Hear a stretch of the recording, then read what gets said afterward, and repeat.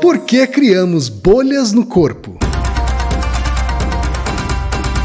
Naruhodo. Bem-vindo ao Naruhodo, podcast para quem tem fome de aprender. Eu sou Ken Fujioka. Eu sou Altair de Souza. E hoje é dia de quê? Fúteis e úteis. Altair, tenho 3 recadinhos da paróquia rapidinhos aqui para deixar para os nossos ouvintes. Vamos lá. Todo mundo já sabe, tá? Número 1. Se você quer colaborar com a produção do Naruhodo Podcast e ajudar ele a se manter no ar, vai lá no apoia.se/Naruhodo Podcast, faça a sua colaboração, por favor. Bom, número 2, não vai te custar nada, é só ir lá no iTunes Store e deixar 5 estrelinhas e o seu comentário. Isso. Nunca te pedimos nada. E a terceira e última também tem custo zero. Tá? É só apresentar o podcast Naruhodo para uma amiga ou para um amigo que não conhece o Naruhodo. Isso. Às vezes até não conhece um podcast. A proposta do Naruhodo é exatamente essa. Como são episódios mais curtinhos, é para introduzir as pessoas à podosfera. É isso aí então, gente. Vamos para a pauta? Bora! Altair, temos mais uma pergunta bizarra. Naruhodo. Me fez lembrar de todas as bolhas que eu já tive na vida. Perguntas bizarras são as nossas favoritas, né, Altair? Com certeza, com certeza. As sérias são bacanas, mas as bizarras são mais. Ainda mais pela história tão bonita que o nosso ouvinte nos contou. É verdade, a história que veio do Jorge Bugal Vasconcelos, tá? Ele manda o seguinte, Altair: saudações naruhododeiros. Naruhodoreiros. Tá? Enfim, a gente não decidiu, né, se são naruhoders. Não, vamos deixar em aberto para estimular a criatividade. É verdade. Tá? Ele diz o seguinte, Altair: sou o tradicional gordinho nerd sedentário e pensando em mudar isso, resolvi que começaria a voltar a pé do trabalho ao invés de dirigindo. Aconteceu que no primeiro dia desse projeto, minha esposa já ficou com o carro, mas eu esqueci de levar tênis. Eu estava usando boots, aqueles coturnos que parecem sapato. Sem querer desistir do projeto, pensei, se os militares andam não sei quantos quilômetros de coturno, uma caminhadinha com isso não vai me fazer mal. E fui. Minha esposa me socorreu no caminho meia hora depois. Eu estava com os pés doendo muito e com bolhas. Aí ela disse a frase que motivou essa mensagem. Ela disse: você precisava estar com os pés mais fortes. Devia andar para criar calos e não andar para criar bolhas. E aí vieram essas perguntas. Existe isso de andar para criar calos e não bolhas? Quem tem calos nos pés não cria bolhas? Pés com calos são pés fortes? Como os militares usam coturno e ficam de boas? Por que temos que ter bolhas? Só os calos já não resolvem? O que eu faço com meus pés nessa situação? Furo as bolhas? Ponho na salmoura? Com água morna, fria, gelada talvez? Me falaram que esportistas colocam esparadrapo nas bolhas. Como isso ajudaria? Parabéns pelo podcast, já indiquei vocês para vários colegas, de um fã com os pés doloridos. Obrigado. Ficamos compadecidos pela sua história, viu? Confesso. Pois é. Essa dúvida também veio, Altair, da Suelen Santos, que é estudante de Engenharia Civil e funcionária pública de Piabetá, Rio de Janeiro. Tá? São perguntas muito similares, Altair. O que é que o cientista tem a dizer sobre isso, Altair? Ela perguntou das bolhas também. Também é. Quem, você já teve bolhas? Eu já tive muito, né? Mas pela mesma razão do nosso... Eu tive minha época de atleta, né? É verdade. Você era atleta do quê? Não de garfo só. Era de beisebol, né? Então eu tinha bolhas nas mãos, nos pés, né? Em todos os lugares. E o que você fazia quando teve a bolha? Você criou calos, eventualmente? Também. Eventualmente foram criando calos, né? E à medida que foram criando calos, menos bolhas e mais calos, né? Eu evitava furar as bolhas. Por que você acha que não era bom? Eu sabia que uma hora isso ia acontecer sozinho, assim. Então eu tentava, enquanto estava a bolha não estourada, tentar não judiar dela, assim, não piorar a situação. E você acha que, você... E porque me falaram também que quando estoura a bolha, aumenta a chance de infecção. Ah, faz sentido. E, por exemplo, imagina que você jogou beisebol um tempo, aí você ficou, 6 meses sem jogar, por alguma razão. Certo. Aí quando você voltam as bolhas de novo. Inclusive, acho que quando você fica mais tempo sem fazer aquela atividade, a bolha vem mais fácil. Assim. Vem mais fácil ainda. Mais fácil. Eu também tenho minha fase... continua ainda, né? Minha fase de esporte. que é com judô, né? Então, o judô, classicamente, você tem bolha na mão, né? Nos nodos dos dedos, porque você segura o kimono e faz muita tração. Estranhamente, no judô, você não faz bolha. Não? Porque a tração é tão forte que tira a pele mesmo. Então, você fica com pele viva, assim, carne viva direto.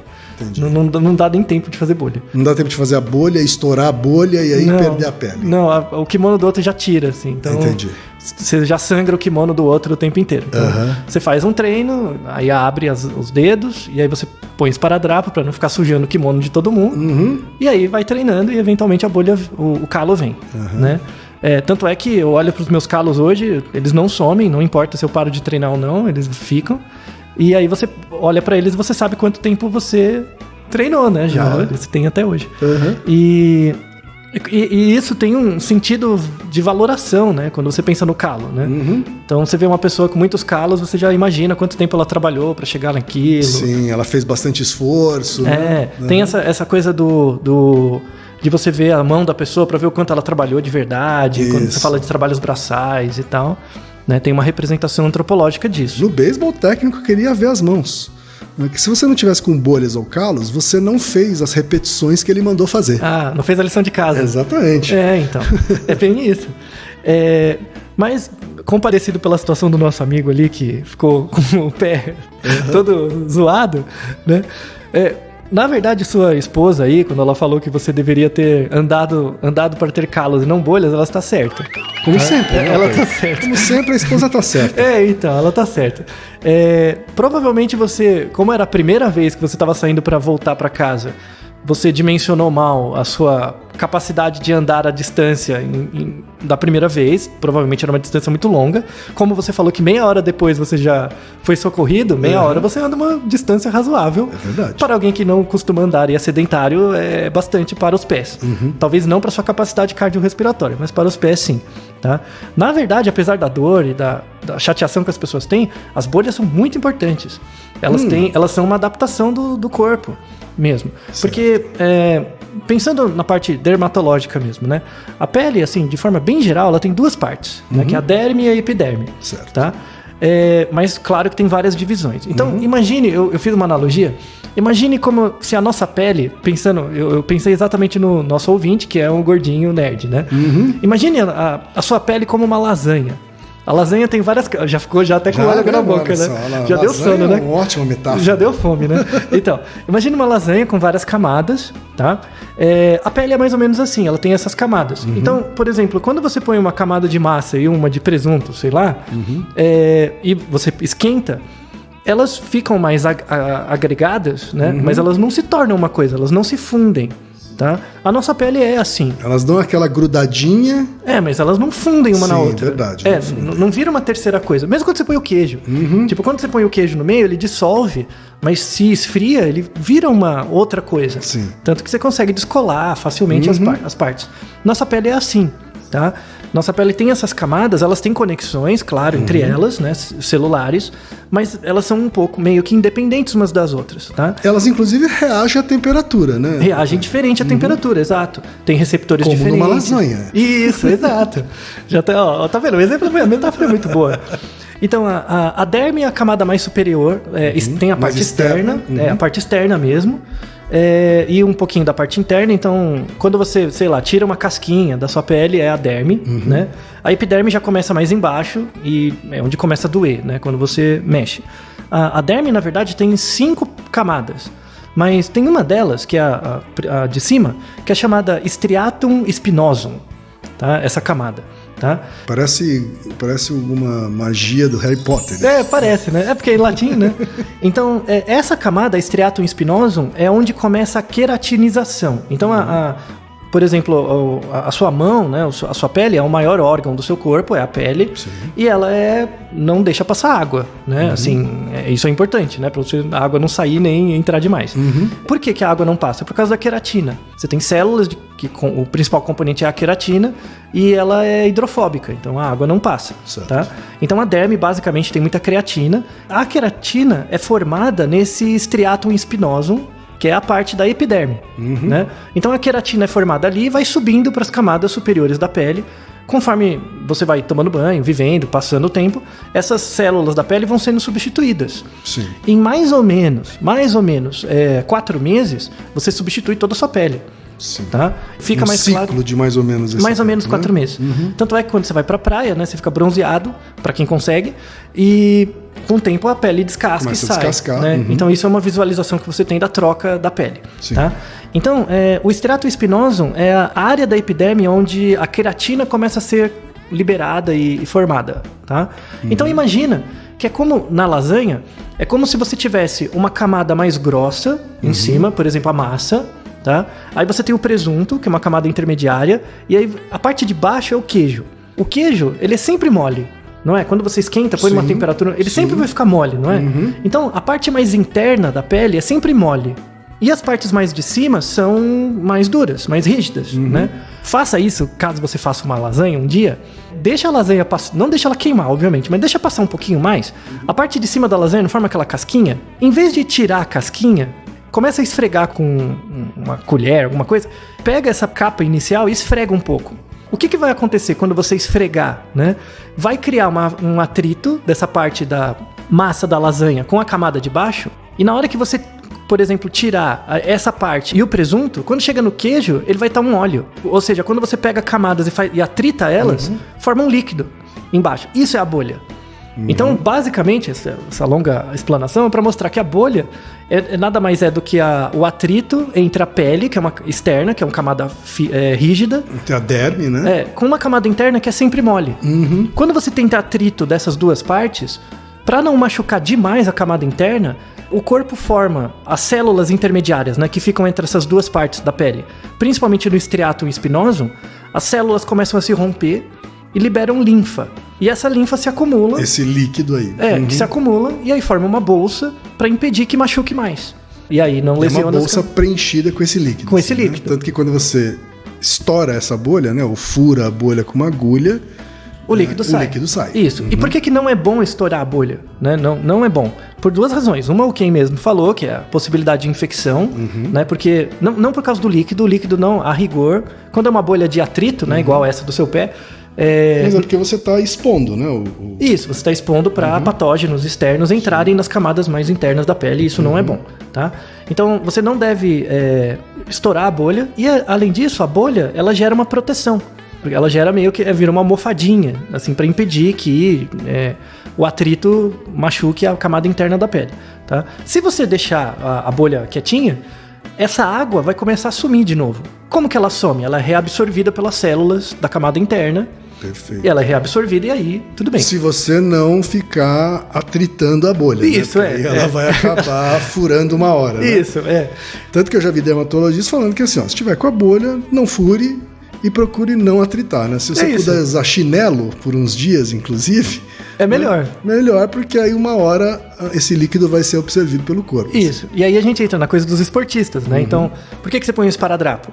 O esparadrapo é como se fosse uma nova camada ou uma meia. Sei lá, você põe uma meia mais grossa no pé. Isso. Né? Isso é como se fosse uma nova camada de massa. Uma nova derme, né? Assim, uma super derme. Isso. Né? É uma nova camada de massa de lasanha ali em cima, né? Que vai aumentar. Então, no seu contato com o chão, você tem, por exemplo, seu sapato, aí a meia, quando você tem o seu pé. Isso vai ter um certo coeficiente de atrito. Então, o atrito entre o seu pé e o chão é diferente do atrito entre o seu pé e a meia e entre a sua meia e o seu pé, né? Propriamente. Esse atrito, ele vai sendo dividido.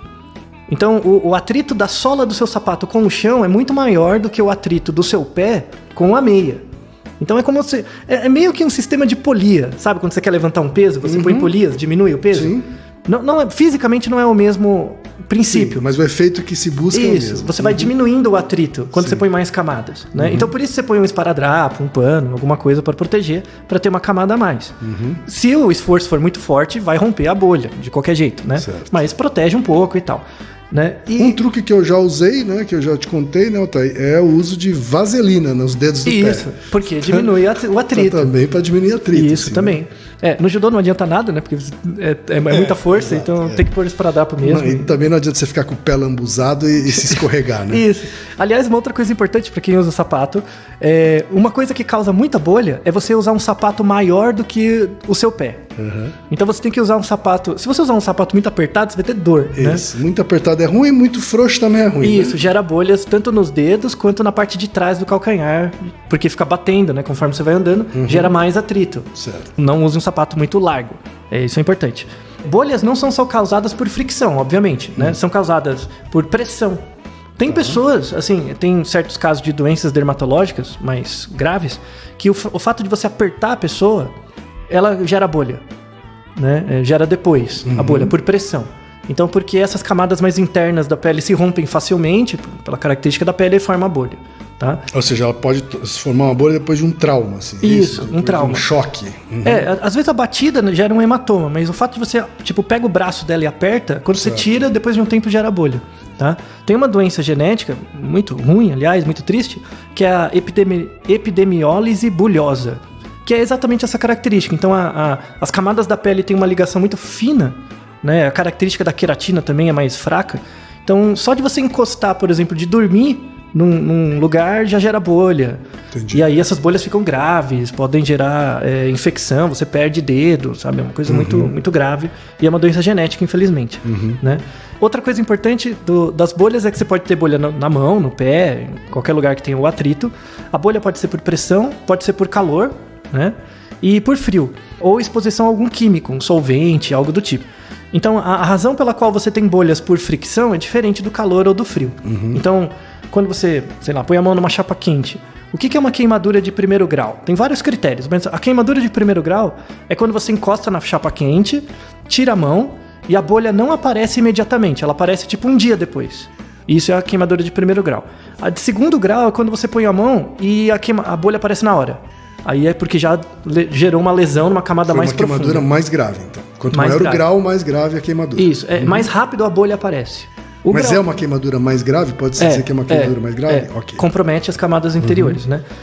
O terceiro grau você nem gera bolha, já gera lesão na pele mesmo. Já fica em carne viva. Assim. Isso, aí já é mais grave.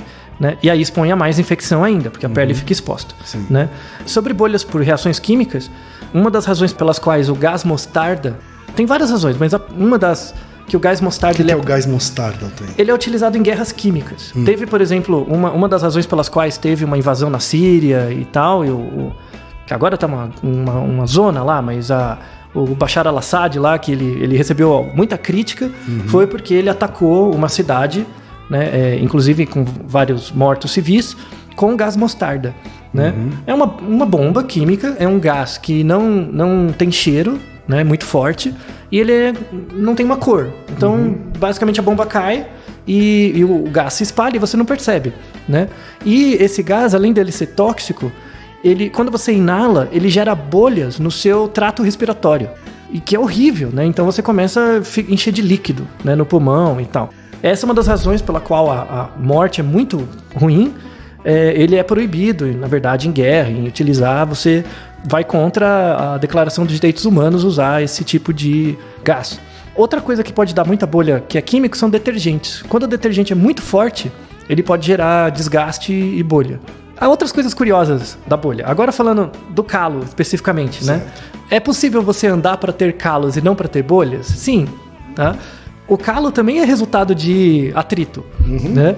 Ele também é resultado de atrito, só que menos. Quando você, por exemplo, aí no caso do nosso amigo, se ele tivesse, sei lá, o caminho da casa dele para o trabalho é 40 minutos. Se ele tivesse andado 20 e pegado um ônibus, ele estaria fazendo treinamento para ter calo. Ou trocar o sapato por um mais confortável para que ele consiga andar os 40 minutos do trajeto, né? Perfeito. O calo, ele é gerado por atrito, só que não o suficiente para gerar bolha, mas estimula nesse estriatum espinoso, essa camada da epiderme, a produção de queratina.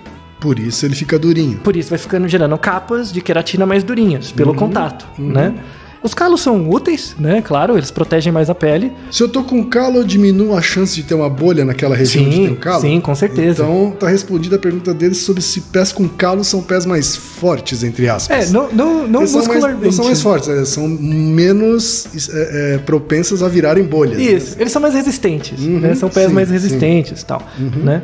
Por isso você vê aquelas pessoas que andam descalço em todo lugar e nem sentem, cria o calo mesmo, né? Uma outra coisa curiosa do calo é que existem certas condições clínicas em que o calo acontece, a pessoa começa a desenvolver calos sem nenhum esforço. Tipo, passivamente. Né? Um dos casos de desenvolvimento anormal de calo é quando, no caso de diabetes. Então, a diabetes, uma das características da diabetes é que você perde irrigação capilar. Então, os extremos das suas veias e artérias, os extremos ficam um pouco irrigados. E aí, como você tem pouca irrigação nas extremidades, das mãos e dos pés, as células da extremidade começam a morrer e vai acumulando queratina. Então, você começa a ter calo na mão e no pé. Sim. É um dos primeiros indícios de diabetes mais grave, né? Inclusive, é uma das causas, porque esses calos ficam muito grandes, e aí vira uma placa, né? E aí, conforme você vai andando, o que acontece? Começa a formar a bolha embaixo. Só que como o calo já está muito grosso, começa a machucar a pele. E aí gera infecção, e aí a pessoa pode perder o pé, né? Perder o dedo e tal. Isso acontece em pessoas que têm diabetes grave, sem tratamento por muito tempo, né? Pode perder partes da mão, do pé e tal. Mas isso em casos muito graves. Outra coisa que gera engrossamento da pele, assim, é sífilis. Principalmente a segunda fase de sífilis, né? Porque ela tem 3 ondas. A segunda fase gera um engrossamento da pele anormal, sem nenhuma razão. Também é relacionado com sífilis, tá? Exposição ao sol, também, crônica, também pode aumentar, né? Aí, ainda mais sem usar protetor, essas coisas. Então, aí, explicando que o calo, ele é um protetor, é um evitador da bolha, né? Ele te protege da bolha. Geralmente você tem bolhas quando você faz um atrito ou um esforço na sua pele muito maior do que a pele aguenta, independente da sua capacidade cardiorrespiratória. Tem uma certa falácia, não sei se vocês já ouviram falar, de que, se você faz bolha, é porque você não está condicionado o suficiente, né? Então, você está destreinado, por isso você fez a bolha. Sim. Não necessariamente é verdade. É tá? uma bobagem isso. Às vezes a sua pele tem uma disposição diferente, você faz mais bolha, faz parte. Não tem a ver com a capacidade cardiorrespiratória. Claro. Né? Aí, a pergunta do nosso ouvinte dos soldados... por que os militares, apesar de usar coturno, ficam de boas? Então, quando você é soldado raso, você deve ficar com bolhas o tempo inteiro. Na verdade, ele acha que fica de boas, né? Então, fica de boas depois que você passa do soldado raso, né? Quando você já tá muito tempo com o pé lá. Quando você é oficial, você fica de boas. Isso, né? Aí sim, soldado raso tá com bolha o tempo inteiro, né? Ele fazendo todo tipo de tratamento pra tentar lidar lá. Não ande de coturno por aí, né? Basicamente, não faça isso, né? Só se você tiver de carro ou de ônibus, não vai fazer caminhada de coturno. Não ajuda o seu pé. Ou treine pra usar os coturnos, entendeu? Vá treinando, criando calos, aí você usa o coturno, né? E aí, pra fechar, você lembra o que é um joanete? Joanete... Eu me lembro, é aquela... Você já teve? É uma espécie de calo que dá na lateral, assim, não é isso? Do pé. Isso. Às vezes dá na mão, mas é muito raro, mas dá mais no pé. O joanete sempre me remete a pé. Isso. Então, aqueles pés feiosos, né, que parece que tem um dedo a mais saindo assim por cima. Isso. Né? Ele é mais comum nas mulheres, mas não por elas serem mulheres, mas sim pelos calçados ruins que elas usam, né? Tipo... E muito sem meia também, elas usam muitas sandálias sem meia, e então acabam tendo muito mais atrito. Isso, né? E provavelmente elas não cuidam tão bem quanto deveriam, e aí vai acumulando e vai gerando esses calos, né? Eu sempre me perguntei por que mulheres gostam de usar salto, né? Na verdade é uma pergunta complementar adicional a essa, que eu vou deixar por mim mesmo, vou aproveitar, né? Por que mulher gosta tanto de usar salto, apesar do joanete? Então, explicar o que é o joanete. O joanete é um calo, só que o joanete ele fica dolorido, né? Tipo, você encosta, ele dói e tal. Por quê? O joanete, em geral, ele forma do lado do pé e ele gera uma ponta, né? Essa ponta, ele é um calo, só que ele é um calo que está constantemente estimulado, porque você continua usando sapato, enfim, né? É parecido com o caso de diabetes, lembra? Que quando o calo fica muito grosso, ele começa a machucar com a parte... Ele deixa de proteger e começa a machucar. O joanete é igual. Por isso que ele fica um pouco inflamado. Ele dá aquela sensação que é um processo inflamatório. Porque o atrito é tão constante que quando você encosta na ponta, ele gera aquele atrito pequenininho com a parte de baixo da pele e já gera uma inflamação. A recomendação, tanto para a bolha quanto para o joanete, é que você use água fria ou gelo, né, que alivia. Pode passar um vaselina ou algum creme para hidratar um pouco melhor. Mas no caso do joanete, não use sapato alto, use tênis. Qual o problema das mulheres usarem tênis, sabe? Use, sabe? Aí eu fiquei pensando, mas por que mulher usa salto? Aí eu descobri, Descobri que tem uma razão evolutiva para mulheres usarem salto. Evolutiva. Estética, evolutiva. Não, então, mas impacta na questão estética, né? Mas aí não é porque as mulheres pensam nisso e tal, é uma hipótese que eu estou conjecturando agora. Quando você usa um salto muito alto, né? O que acontece? É como se você andasse na ponta do seu pé, não é? Sim. Então, o que acontece, por exemplo, imagina você andando na ponta do seu pé, né? Você não vai ter que readequar a sua postura, porque você está na ponta do pé? Sim. Então, qual que é a sensação? Você fica na ponta do pé, então parece que você vai cair para frente, né? Então, o que você faz quando você vai cair para frente, né? Você joga o corpo para trás, alinha a coluna e deixa o músculo do glúteo duro. Isso faz com que você fique em pé, bonitinho, né? É como se fosse uma correção postural. É uma correção postural, né? E você expõe melhor, né? É similar ao comportamento do pavão. O pavão, quando ele abre o rabão, fica rebolando, ele também fica, às vezes, na ponta do pé. Várias aves fazem esse comportamento de exibição. É muito similar, por exemplo, ao comportamento do homem de colocar o peito pra frente. Sabe? É um correlato feminino ficar na ponta do pé e dar essa esticada, essa alinhada. Sim. Você fica mais alto, né? Alto. Você parece mais elegante. Alongado, né? Isso, mais alongado. Também. Então tem... Mais dominante, talvez. Isso, então envolve toda essa percepção de atributos não verbais e tal. Mas não justifica usar o joanete. Agora que vocês sabem gerar o joanete. Agora que vocês sabem isso, minha mensagem final é: usem sapato, melhore a postura, pra você não precisar ficar sofrendo com as coisas que a seleção natural te trouxe e te obriga a fazer. Naruhodo, ilustríssimo ouvinte! Naruhodo. Você sabia que pode ajudar a manter o Naruhodo no ar? Ao contribuir, você pode ter acesso ao grupo fechado no Facebook e receber conteúdos exclusivos. Acesse apoia.se/Naruhodô Podcast. E você já sabe, aqui no Naruhodô, quem faz a pauta é você. Você tem alguma pergunta pra gente ou quer comentar algum episódio? Escreva pra nós. podcast@naruhodô.com.br. Repetindo? podcast@naruhodô.com.br. E lembre-se, mande nome completo, idade, profissão e a cidade de onde você está falando. É isso aí. Naruhodo.